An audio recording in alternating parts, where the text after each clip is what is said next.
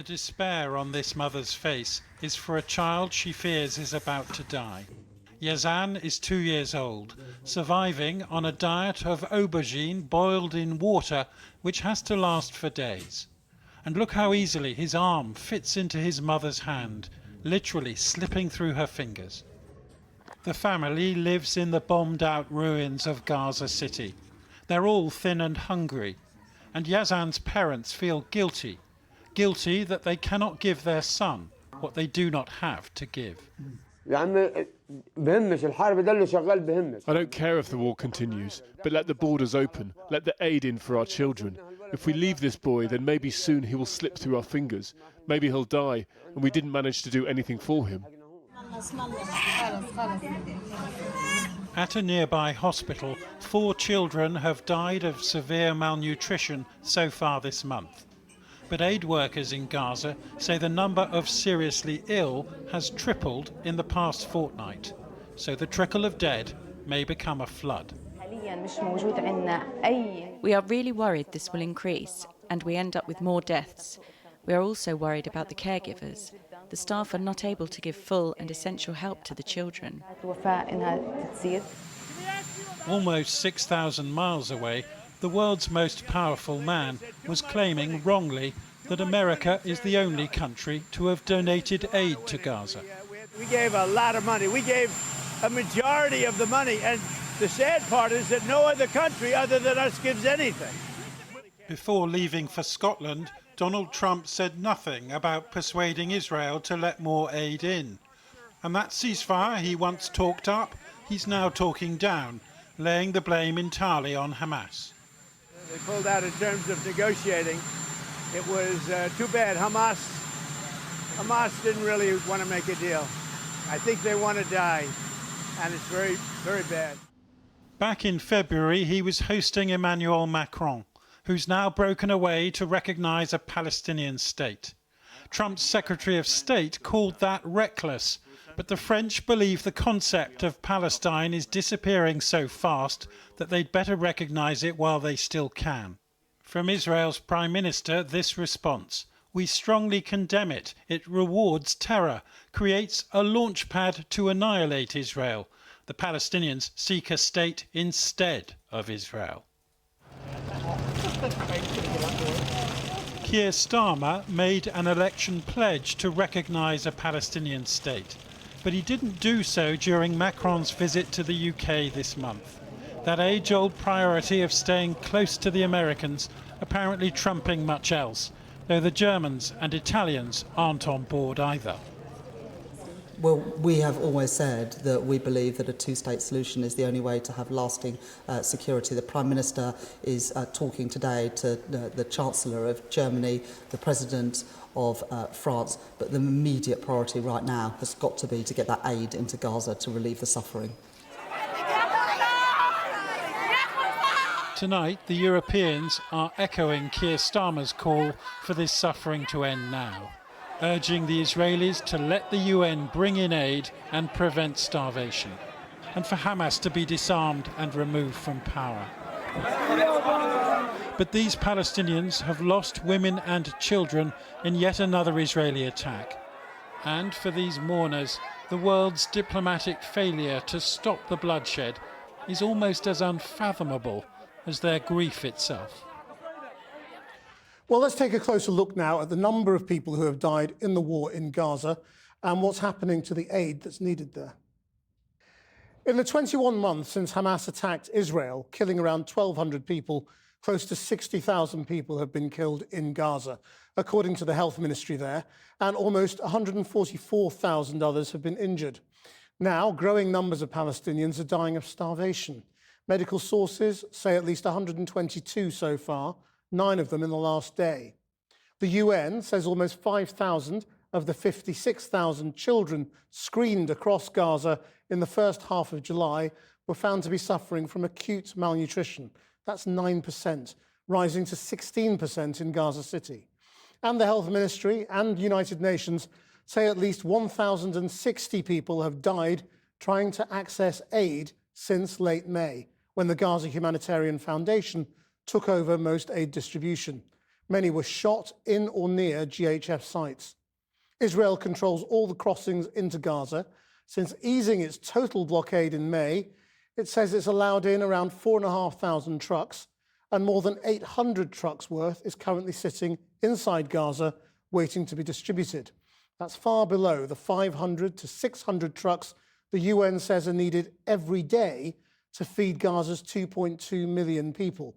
It also says Israel hasn't given it access and refuses to guarantee safe passage for vehicles carrying that aid through what is an active war zone. Well, earlier I spoke to Yusra Abu Sharak, the Gaza Programme Coordinator for the children's aid organisation International Network for Aid, Relief and Assistance, who is based in Gaza City. And I asked her what the impact of food deprivation is on the children she's working with. Children in Gaza Strip are facing a very catastrophic situation, and they are paying the highest price of this starvation and this conflict as well. For example, we provide mental health and psychosocial support activities for children in Gaza Strip who are displaced and living in tents. My colleagues told me 10 days ago, hey, Yusra, we cannot go ahead with energy requiring activities like running or playing around because children don't have any energy to be engaged with us or to interact with us. We don't have any high energy biscuits or candies to give to those children. Last month in June, I met a child who was turning 15, and he told me, like, for 2 months now I didn't eat bread, wheat flour bread, and he told me my wish for my birthday is to eat bread, not a chocolate cake, not everything that any child on this globe wish for his birthday. So it's catastrophic here in Gaza Strip, and no one could ever imagine the situation that not only children, but every single one in Gaza is enduring. And what can you buy and how much does it cost? The prices in the market for the only limited items entered through through points in the buffer zone are wheat, flour, and pasta, and that's it. So could you imagine that 1 kilogram of wheat flour costs $55 sometimes? So no one in Gaza Strip afford these highly insane and increasing prices every day. And do people dare to go to the GHF distribution points? Like the GHF point is in the buffer zone, far away from anyone. So even if displaced people in South Gaza want to reach out there to get the bare minimum they would survive on, they would walk for at least 3 hours. So imagine the situation for weak people with no energy, want to reach out there, and sacrifice their lives, not because the aid is accessible, but because they cannot handle or bear seeing their children hungry and asking for food. Yusra Abu Sharak, thank you very much. Thank you. Well, I also spoke to Joanne Perry, a surgeon with Médecins Sans Frontières, who is currently working at the Al Helo Hospital in Gaza, treating premature babies. And I asked her about the conditions in Gaza and at her hospital. Catastrophic is the best word to describe it. There's a shortage of food, there's a shortage of fuel, there's a shortage of medical supplies and equipment, and all these factors together are making the situation very difficult to provide health care to the vulnerable population. What are you seeing in terms of the effect on food shortages, both in terms of patients and staff? So sadly, in the last week, there's been 3 days where the hospital we're supporting, the maternity hospital, has not received food for patients or for staff who are doing a 24-hour shift. The organization that typically provides food has run out of supply. As well, our MSF staff have had 2 days without food at all, coming to work and doing their best to provide the care to the patients in the hospital, but yet they have not eaten for 48 hours. What about equipment shortages? This is a long-standing problem, but worsened since March 2nd, since the siege began and the lack of aid has come in. Many times per day, we have short electricity outages and sometimes longer.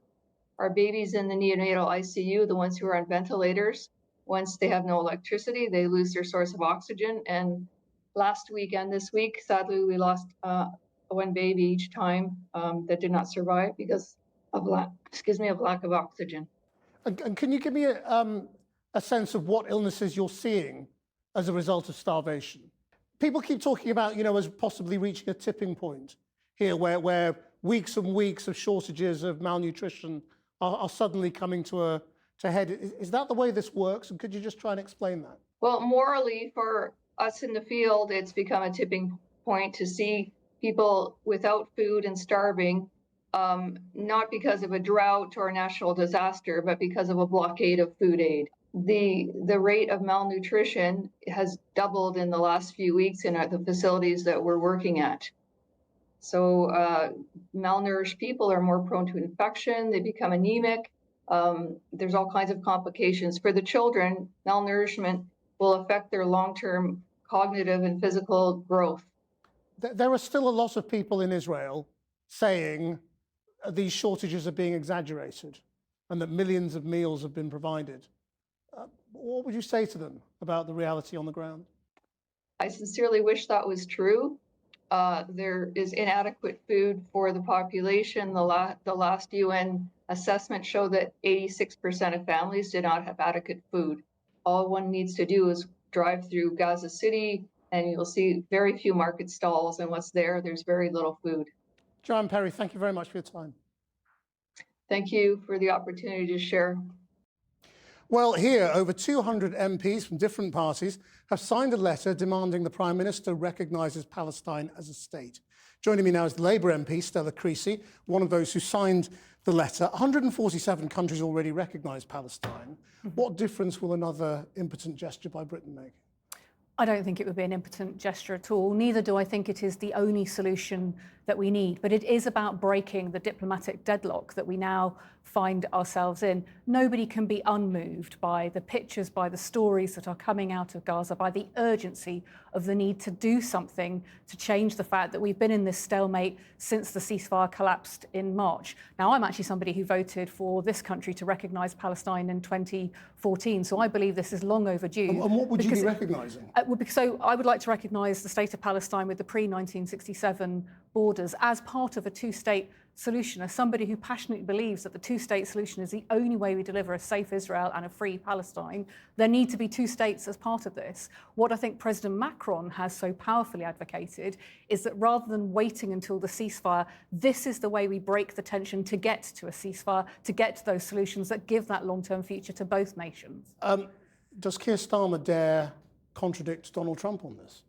I don't think this is about contradicting Donald Trump Really? any more than I think it is about whatever Europe is doing. I think everybody can see that a solution is needed to break this deadlock. But Britain always does what America says. Keir has said, but Keir has also gone out and he's working with his European counterparts. He is meeting with people like President Macron. We are playing a central role in that conference next week. What we are saying as MPs is let's get on with it, because if this is the thing that will break that deadlock, it is the welcome thing to do. And Keir himself has said he agrees that we should recognise Palestine and that it should not be at the whim of either Hamas or President Netanyahu or indeed Donald Trump. It's about what works to get this moving. What we're saying is get on with it because the urgency of action is overwhelming. Yeah, but isn't this what the Palestinian representative to the UN would say? This is just words. What are you doing? You know, you're not mobilizing anything. You're not talking about peacekeepers. You're not talking about intervention. You're just exhorting Israel to stop. And Israel doesn't care about Britain. Absolutely. What I'm saying is it's not the only solution, but it is a way of breaking that deadlock so we can get on with some solutions. So let's talk about some of them. You've just talked about aid and the overwhelming need to get aid in. We've got capacity in the region. Now the IDF is saying they'd have airdrops. Let's use drones, because we know in other parts of the world where there have been hunger, the drones have been trialled to get aid in and get aid in quickly. Our RAF could be doing that, but we need to get round the table. That's insane, isn't it? I mean, that's no, it's absolutely what the technology allows us to do. Obviously, the best way to get aid is on the road. You know, there are roads, there are lorries. That's the way you get aid in. By saying we're going to take in little packages in drones, aren't you enabling the blockade? No, it's the reverse, Christian. It's what happened in Syria, but it was diplomacy and technology that made it impossible to do. Well, now the technology and the diplomacy has moved on. We as the United Kingdom can play a leading role in that, in getting that aid in that's so desperately needed. You know, we know aid at the moment is being destroyed because it's rotting. We know that this government has put forward £60 million more of aid to go in. Let's use that technology. Let's break this deadlock. get the aid in, get the two-state solution back on the table, support those voices in Israeli and Palestinian civil society who are furious with their political leadership that has let them down. People in the Israeli government? We should be sanctioning anybody who is advocating war crimes. Should we stop all the weapons?